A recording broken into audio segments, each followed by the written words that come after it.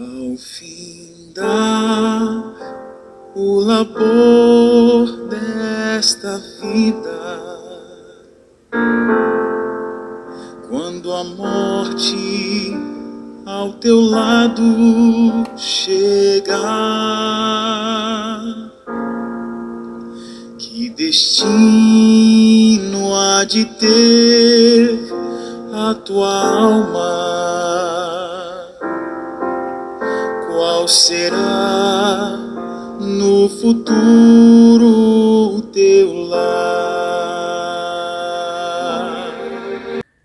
Tem sido alarmante ouvir não apenas sobre indivíduos endividados, mas também notícias de países à beira da falência que causaram arrepios em todo o mundo. Por muito tempo, os governos gastaram totalmente, não conseguiram conter os investimentos imprudentes de bancos e instituições financeiras. O resultado, precipitado pelo colapso do crédito em 2008, não sei se você lembra disto, foi que foram incorridas dívidas maciças que deixaram até o Fundo Monetário Internacional com problemas preocupantes em suas mentes, e muitos países sentiram que o problema atingiu proporções irremediáveis. Medidas de austeridade profundamente impopulares entre os cidadãos dos países afetados tiveram que ser introduzidas antes que as injeções de liquidez financeiras pudessem ser sancionadas pelas principais economias. Os serviços públicos tiveram que ser cortados, os bens públicos tiveram de ser vendidos e outras medidas draconianas foram introduzidas para aliviar, mesmo que de forma muito pequena, este problema gigantesco. E foi sério. O resultado foi uma crise de dívida de gravidade sem precedentes, que deixou alguns países sobrecarregados com dívidas que nunca poderiam ser pagas no valor de muitos milhões de dólares, números incompreensíveis. Inflação, deflação, recessão e depressão são termos com os quais nos familiarizamos. Todos nós fomos afetados e nosso estilo de vida nunca mais será o mesmo. Tornamo-nos consciente do custo crescente, da necessidade de apertar o cinto, e muitos ficaram desempregados ou falidos porque os devedores não conseguiam pagar suas contas. Os efeitos severos permeiam, melhor dizendo, todas as camadas da sociedade, afetando a todos. Infelizmente, alguns ficaram sobrecarregados com a magnitude de seus problemas e cometeram suicídio. Dívida pode ser tão debilitante e destrutiva, a ponto de pessoas tirarem a sua própria vida. Se, como tantos outros, você se envolveu em um problema que não foi criado por você e está lutando para sobreviver no dia a dia, tenha certeza de nossa compreensão e sincera simpatia. No entanto, há uma dívida mais séria que poucos pensam. A Bíblia fala de nós como devedores, sobrecarregados com uma dívida que nunca poderemos pagar. É a dívida que foi contraída pelo nosso pecado. E a cada dia que vivemos, a dívida aumenta e o problema se intensifica. Nossa única esperança está em encontrar alguém rico, o suficiente que esteja disposto a pagar a dívida por nós. A quem podemos recorrer? Esperando uma resposta solidária à nossa necessidade, quem poderá nos socorrer da dívida do nosso pecado, causado por esta natureza que está em todos nós? Quem poderia ter os recursos incalculáveis para atender a uma necessidade tão gigantesca que nós não podemos e não sabemos lidar? Como você pode não ter sido incomodado por essa dívida, mas nunca poderá estar no céu até que essa dívida seja completamente cancelada? Isto é sério. Você talvez não sinta isto. A Bíblia usa termos como redimidos, redenção, e se refere a Jesus Cristo como o único Redentor para este caso. Em 1 Pedro capítulo 1, versículos 18 e 19, lemos: visto que sabeis que não fostes redimidos com coisas corruptíveis como prata e ouro, mas com o precioso sangue de Cristo. Resgatar significa libertar pelo pagamento de uma dívida. Nós só podemos ser libertos pelo pagamento de um resgate, e na cruz do Calvário o Senhor Jesus pagou aquele terrível preço pelo derramamento de seu precioso sangue. Ele se deu a si mesmo em resgate por todos. É o que a Bíblia diz, 1 Timóteo capítulo 2, versículo 6. Esse é o único preço aceitável para Deus, e todas as nossas tentativas de resolver o problema serão em vão.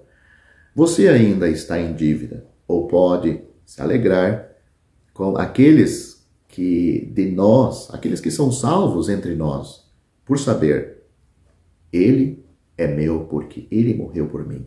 Ele pagou minha dívida. Ele me libertou. Será que você é uma pessoa que carrega neste mundo esta dívida, além das dívidas comuns que podemos efetuar neste mundo, que com a morte ela termina?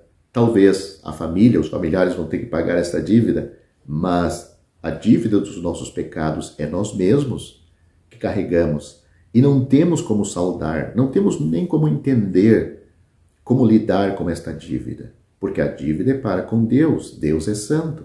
Nós não sabemos avaliar nem somar a dívida, mas não precisamos fazer isto.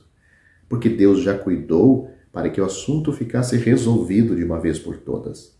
Quando Ele deu o seu Filho, Ele provou o seu amor para conosco, em que Cristo morreu por nós, sendo nós ainda pecadores. Foi na cruz que o assunto foi resolvido entre o Filho, Deus o Filho de Deus, e o Pai, Deus o Pai. Deus estava em Cristo reconciliando consigo o mundo. Lá o assunto ficou resolvido, ficou pago. Mas agora todos estão salvos? Não. Ele está esperando que você vá a Cristo pela fé e tome das mãos dele o recibo de quitação desta dívida. Eu já fiz isto há muitos anos. Com 18 anos de idade, no dia 25 de janeiro de 1988, pela fé, crendo no Senhor Jesus, como aquele que morreu no meu lugar, eu, o endividado pecador, ele, o riquíssimo, aquele que era rico e por amor de mim se fez pobre, para que por meio da sua pobreza eu fosse enriquecido. Na cruz, ele morreu por meus pecados, ressuscitou para minha justificação. Hoje ele está elevado à destra de Deus como príncipe e salvador, e de lá ele pode atender todo e qualquer pecador necessitado que compreende que a sua dívida o vai levar para o inferno, que bem o merece. Ou será que você não merece o inferno? Você está ainda enganado que você merece o céu pelas as suas fracas e inúteis justiças que você tem feito, pelo menos no assunto da salvação? Pode ser muito bom e correto para o nosso relacionamento humano, e assim deve ser, mas isto não desconta pecado. Isto é uma obrigação que você tem com os seus semelhantes. O assunto da nossa salvação é um assunto muito mais vasto e grande, aonde você não precisa tratar, porque ele já foi tratado. Não precisa porque você não tem condições. É muito caro. Aliás, tudo que Deus requer e faz é muito caro. Imagine, nós não podemos às vezes lidar com coisas desta vida que são naturais e normais e humanas. Que dirá quando nós entramos no assunto espiritual? Mas não precisa. Você não precisa entender o quanto foi pago. Você precisa crer. O Senhor Jesus Cristo disse: na verdade vos digo, quem ouve a minha palavra e crê naquele que me enviou, tem a vida eterna. Ele não diz entenda ou perceba, ele diz crer. Claro que para crer nós precisamos entender muitas coisas. A primeira coisa que você precisa entender é que os seus pecados vão lhe levar para o inferno, com certeza. A segunda coisa, você só tem um caminho. Você só tem uma pessoa que pode lhe salvar, Cristo. E esta salvação é obtida pela fé. A fé não é uma coisa cega, lançando mão no escuro. Não é procurar um gato preto numa sala escura. Não, a fé lança a mão com luz plena na pessoa de Cristo. Tudo isso está revelado nas Escrituras. Você tem a obrigação de ler a sua Bíblia e saber sobre este assunto, porque na vida as pessoas se preocupam com muita coisa e querem saber até o remédio que um médico, um profissional receitou. Ele chega em casa e pelo menos todas as pessoas deveriam ler, e é o que a maioria faz, consultar se aquilo que ela está tomando realmente é confiável, que dirá então o seu futuro eterno. Você está confiado no pastor, no padre, no missionário? Você está deixando este assunto para outros resolver? Meu amigo, não seja tão simples seus pensamentos sobre isto. Se você não resolver o assunto, ninguém fará por você. Você vai estar na eternidade no lugar que você escolher nesta vida. Não deixe para outros. Se você não quer escolher, você já está condenado. É isto que a Bíblia diz. Note o que o Senhor Jesus Cristo disse. Deus enviou o seu Filho ao mundo, não para que condenasse o mundo, mas para que o mundo fosse salvo por ele. Quem crê nele não é condenado, mas quem não crê já está condenado. É isto que Deus diz. Quem não crê no Filho já está condenado. Você não precisa praticar mais nenhum pecado para ser condenado ao inferno.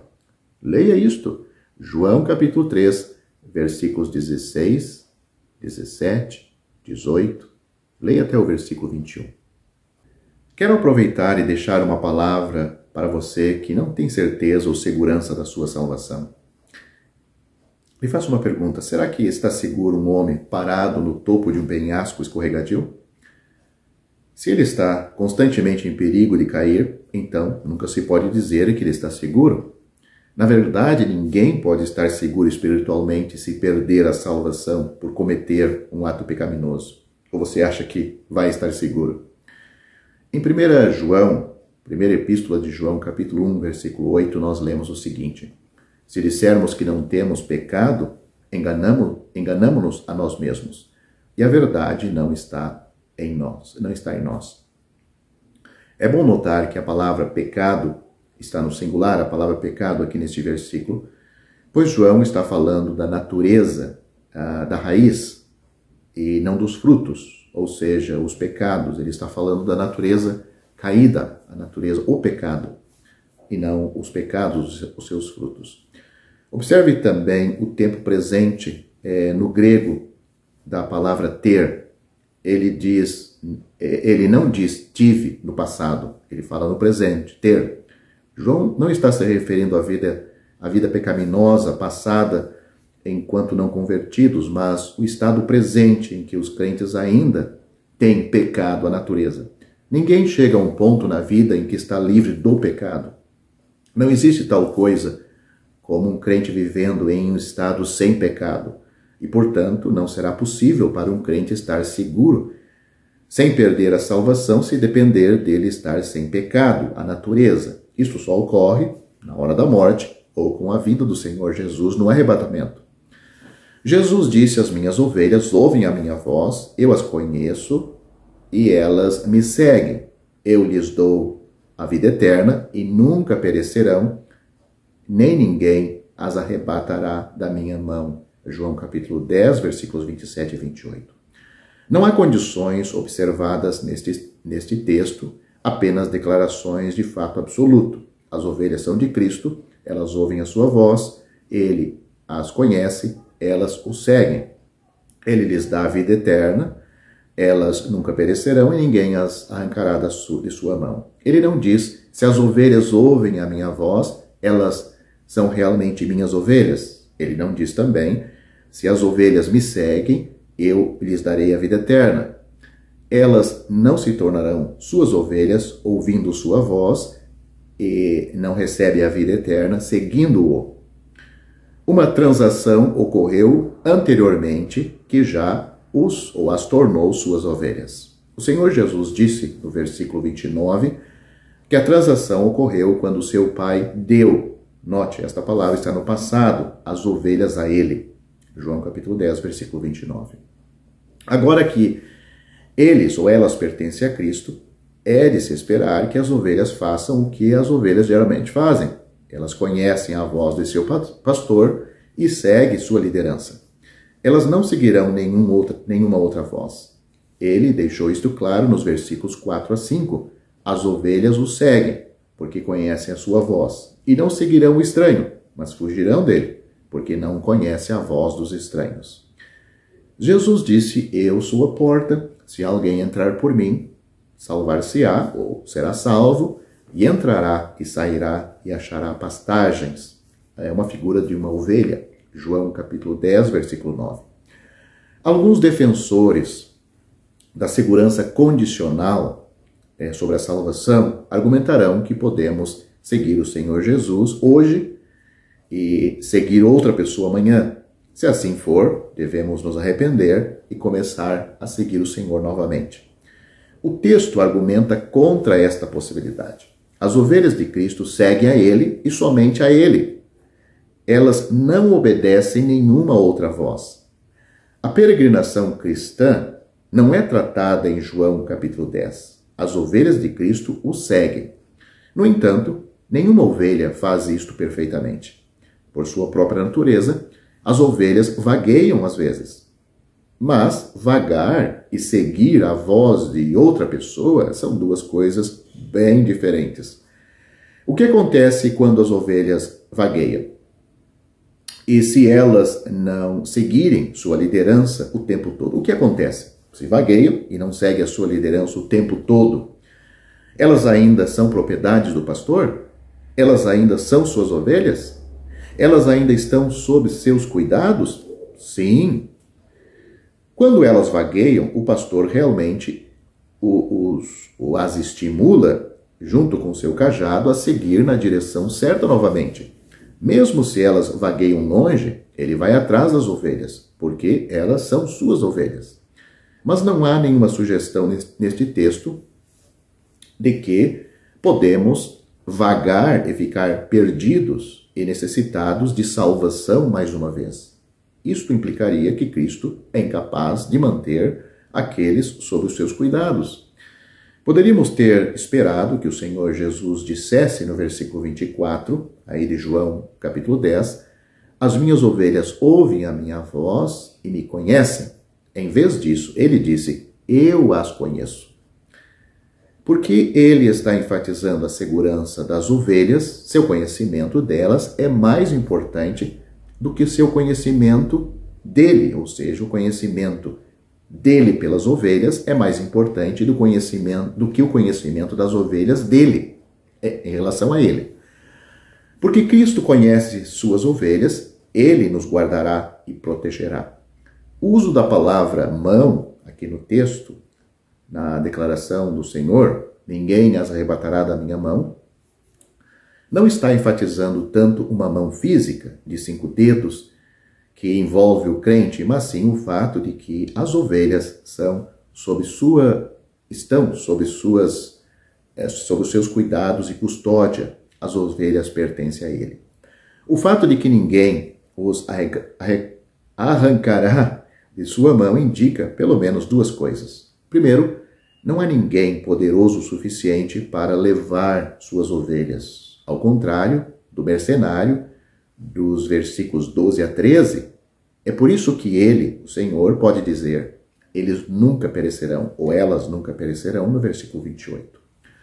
Segundo, as ovelhas nunca se tornarão propriedade de ninguém, mas sempre pertencerão a ele. Os falsos ensinadores geralmente ignoram a ênfase desta passagem na propriedade minhas ovelhas, meu Pai que mas deu elas. E, portanto, perdem detalhes importantes. Além disso, eles costumam argumentar que, embora ninguém mais possa nos tirar da mão de Cristo, podemos nos retirar voluntariamente. Isso adiciona ao texto o que não está lá. Jesus não disse, ninguém mais as arrebatará da minha mão. Ele disse, ninguém, incluindo aquele na mão de Cristo. A menção de seu Pai no versículo 29 é linda e fornece uma dupla segurança para o crente. A frase que conclui os versículos 28 e 29 são quase idênticas. Uma diferença é que ele disse que ninguém deverá nos arrancar de sua mão, versículo 28. Ele acrescenta que ninguém pode nos arrancar da mão de seu Pai, no versículo 29. Nenhuma ovelha se perderá, porque nenhuma ovelha pode se perder. Ele é tão forte que as ovelhas nunca precisam temer. Jamais pereceremos. Nos foi dada a vida eterna. Estamos nas mãos divinas, porque pertencemos ao bom pastor. O Senhor Jesus Cristo disse, quem ouve a minha palavra e crê naquele que me enviou, não entrará em condenação, mas passou da morte para a vida. Ele também disse, Deus enviou seu Filho ao mundo, não para que condenasse o mundo, mas para que o mundo fosse salvo por ele. Quem crê nele não é condenado, mas quem não crê já está condenado. Só tem duas classes aqui, os que creem e os que não creem. Aqueles que creram no Senhor Jesus estão salvos, seguros, eternamente seguros. Aqueles que não são salvos, eles nunca mudaram a sua situação, eles não tinham uma outra situação, eles tinham só a situação de condenados. É assim que você está se você não está salvo. Você não precisa praticar nenhum pecado para ser condenado ao inferno. Cristo veio salvar você porque já está condenado. Você já tem pecado suficiente, não precisa praticar mais nenhum. Você já está condenado ao inferno. O que você precisa é de um Salvador. Este Salvador lhe dá total segurança. Ele disse, repito, eu sou a porta, se alguém entrar por mim, será salvo. O apóstolo Pedro disse, em nenhum outro há salvação, porque também debaixo do céu, nenhum outro nome há dado entre os homens, pelo qual devamos ser salvos. Só por Jesus é que nós somos salvos. E continuamos sendo salvos eternamente. Atos capítulo 4, versículo 12. Você, querendo ser salvo, você tem que crer no Senhor Jesus Cristo. Você também será salvo. Atos capítulo 16, versículo 31.